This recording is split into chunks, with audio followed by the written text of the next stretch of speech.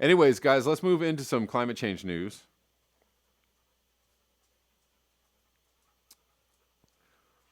This is from Zach Labe. Every band of latitude observed above average temperatures during the last 3 months. I'm going to read that again. Every band of latitude observed above average temperatures during the last 3 months. So what does that mean? Above average temperatures. Everywhere on the planet. Basically everywhere on the planet, above average temperatures during the last 3 months. Somebody asked, and quite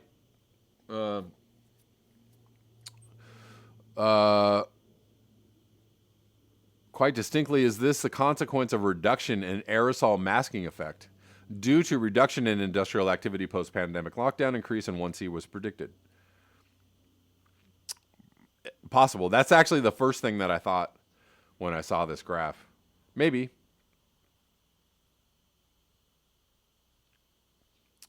Nobody really replies to this, but I it's a good question. I mean, we are on pace for the hottest year, or hottest or second to hottest year. It's hot right now. It's almost 100 degrees where I'm sitting. Or at least my thermometer says almost 100. Basil Peterson, we have a frost warning tonight. That's good.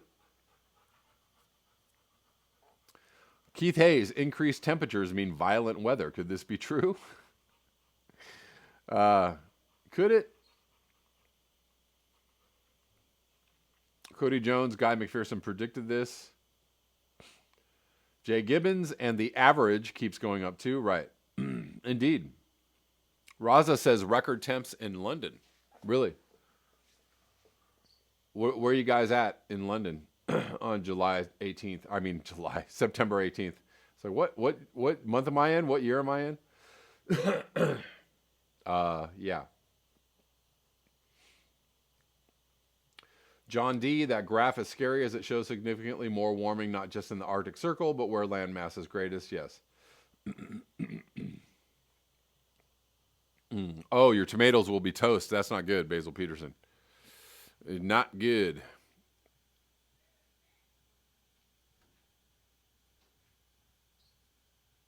Rich Diana, the physics say there is no chance of temperatures going down, only up. Yes, indeed, Jay Thadcast. Homemade hot box sauna, BBN. That's exactly where I'm at.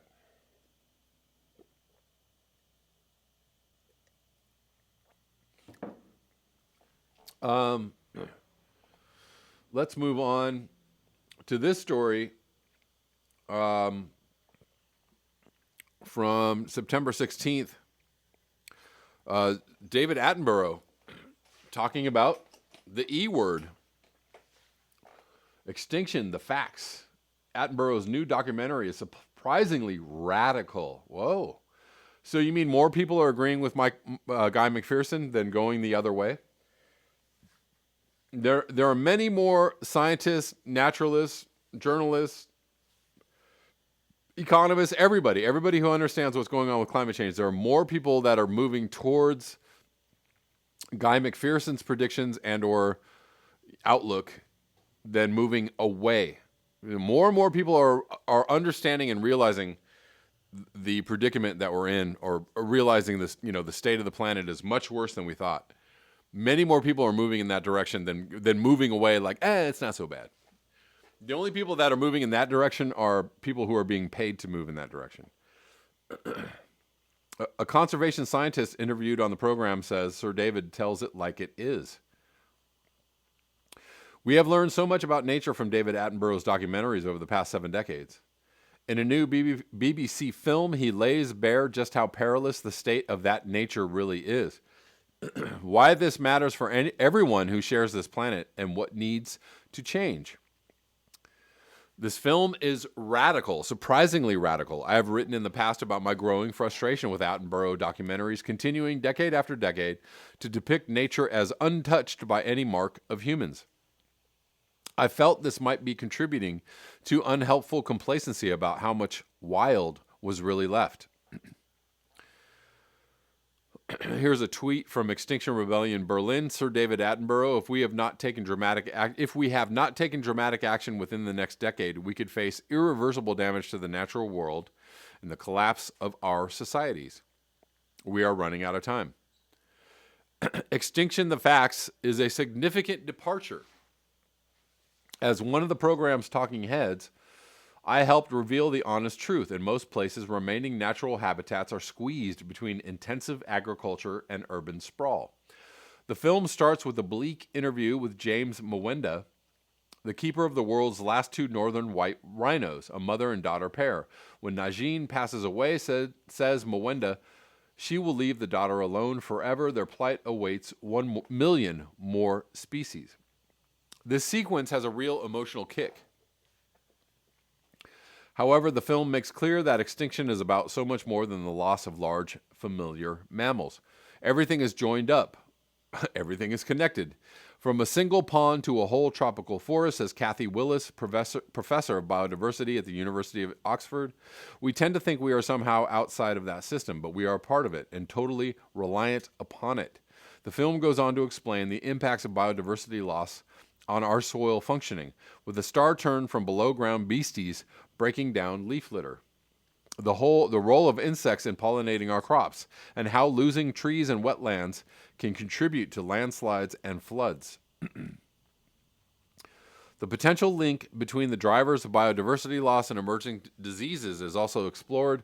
The wildlife trade brings thousands of stressed animals into close contact, providing the perfect opportunity for viruses to jump between species. At the same time, removing large predators results in increased abundance of rodents and bats, which are more likely to carry dangerous viruses. We've been changing biodiversity in critical ways, which made the pandemic more likely to happen, said Peter Daszak of EcoHealth Alliance. In footage from the 1992 Earth Summit in Rio, then 12-year-old Severin Suzuki addresses the largest UN meeting to have ever convened. We are a group of 12 and 13-year-olds come to tell you adults that you must change your ways. This was 30 years ago. The parallels with Greta Thunberg's recent high-profile speech to the UN serve to highlight how little progress has been made. So if biodiversity loss is so obviously happening and so obviously a bad thing for the future of humanity, why have we failed to act and what needs to be done? Firstly, the film makes it clear that a key ultimate driver is consumption in rich countries. Given that the average Brit consumes more than 4 times the resources of an average Indian, reducing consumption in places like the UK is vital.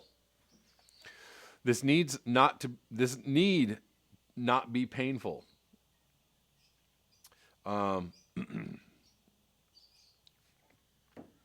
As the eminent Cambridge economist Partha Dasgupta says, 40 years ago, people in the UK consumed a good deal less, but there is no evidence that we were unhappier then.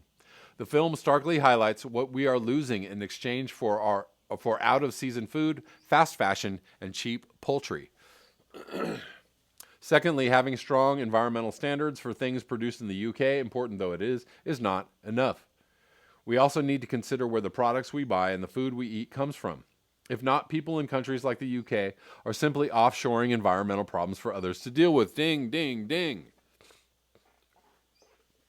Finally, the film touched on the need to make us pay the true cost of environmental damage we do.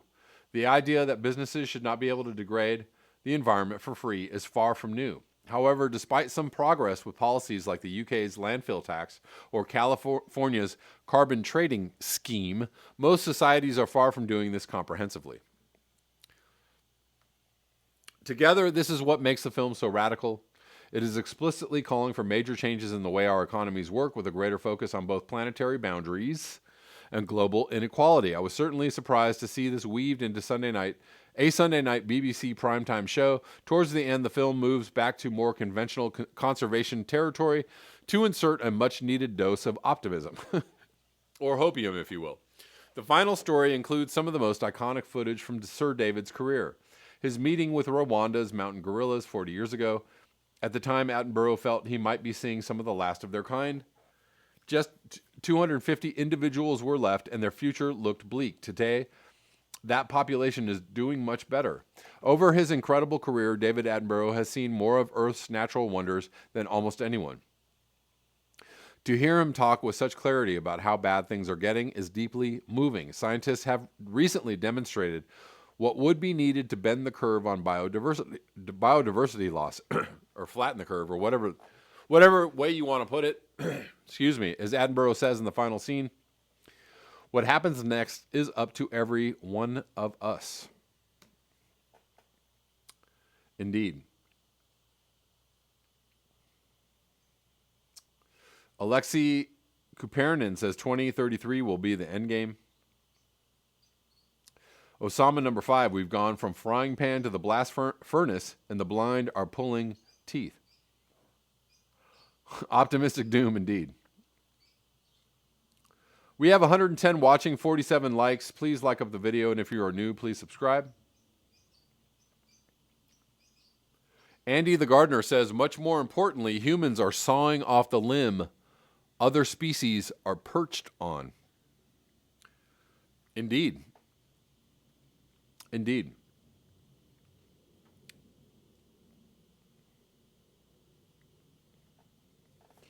Al-Hemef says, no, it's 2026. As far as endgame, I guess. Keith Hayes, Attenborough makes nature a spectator sport. In a way, yes. And I think that's why people feel frustration with him.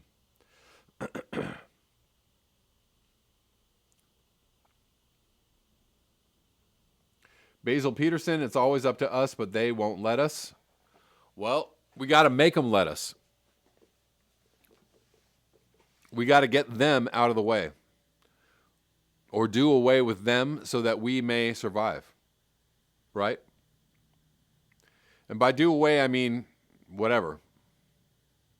Lock them up, get them out, vote them out, take them out, walk them outside, let them wander off and enjoy their life elsewhere, right?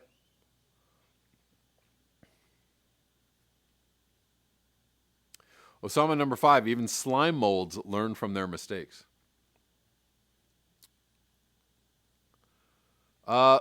Yeah, so I'm going to finish with this article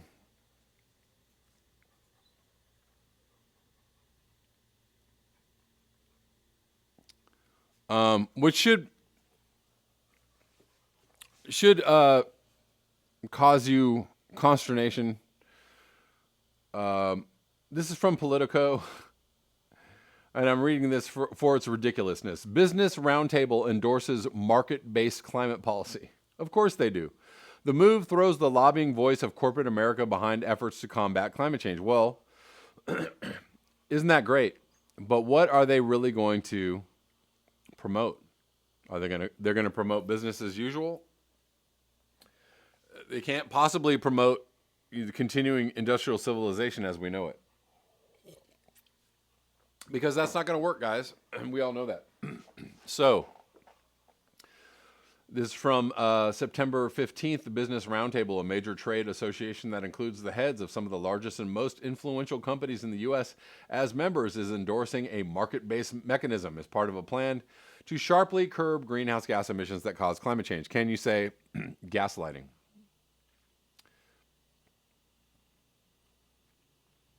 Bright green gaslighting. Exactly. Ask the animals. That's exactly what I was getting at. The move, which was first reported by Politico on Tuesday, throws the lobbying voice of those executives from companies with $7 trillion in annual $7 trillion in annual revenues behind efforts to combat climate change, reflecting a stark division between the business community and the Trump administration.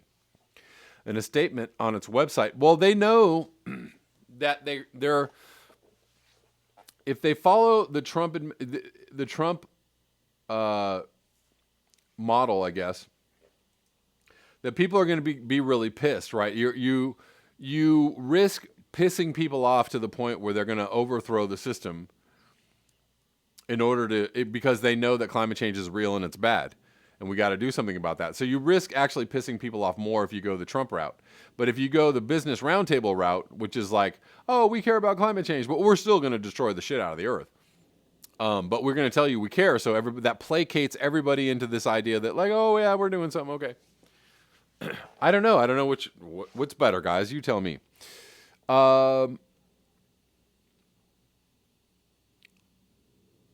The Business Roundtable warned of the threats that climate change poses to the United States and said, although significant progress has been made to reduce greenhouse gas emissions, the uncertainty caused by the patchwork of state and federal efforts was hurting companies.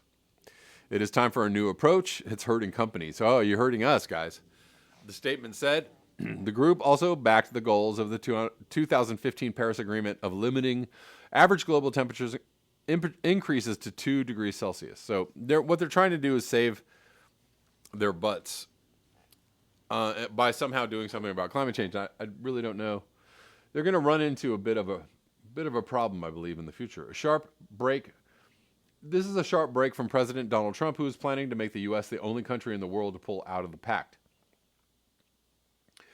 The United States and the international community must aggressively reduce GHG emissions and create incentives for developing new technologies to achieve this goal. Right, that's what I'm talking about. Develop new technologies. So they're going to fix the problem with another fix. They're going to fix the problem with the problem that created the problem in the first place, right? Business Roundtable supports a goal of reducing net U.S. GHG emissions by at least 80% from 2005 levels by 2050, right? Of course, another ridiculous goal. That's not fast enough. Among the Roundtable's dozens of members are the heads of companies that are major carbon dioxide emitters. Of course they are, including Nick Akins of utility giant American Electric Power, Lynn Good of Duke Energy, Chevron CEO and Chairman Mike Wirth, ConocoPhillips chief Ryan Lance, and ExxonMobil boss Darren Woods. So really, all of these people actually support killing the planet as much as Trump does. They just want to sound different than Trump while they're doing it. They want to make you believe that they care. They want to gaslight the ever-loving crap out of you, because they want to keep going with their profits. The head of Wall Street giants Bank of America, Citigroup, JP Morgan Chase, Morgan Stanley, and Goldman Sachs are also members. A market-based mechanism is a broad term, meaning whatever it means. And the Business Roundtable did not recommend any one particular design. It called for putting a price on carbon, yawn, as a means to reduce emissions, since a clear price signal is the most important consideration for encouraging innovation, driving efficiency, and ensuring sustained environmental and economic effectiveness. Yeah. Bullshit. Examples include direct taxation of carbon dioxide emissions, as well as cap-and-trade schemes such as legislation that passed the House in 2009, but fizzled in the Senate.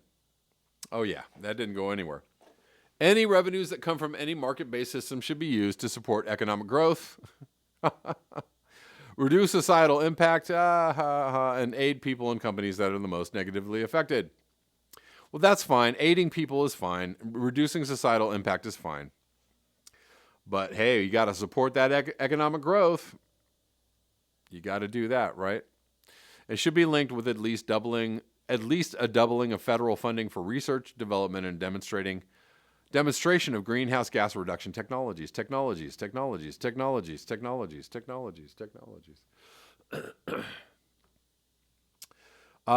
Roundtable spokesperson Raina Farrell said in an email Tuesday evening that the group had been considering multiple versions of a climate policy, which it had been working on for the past year.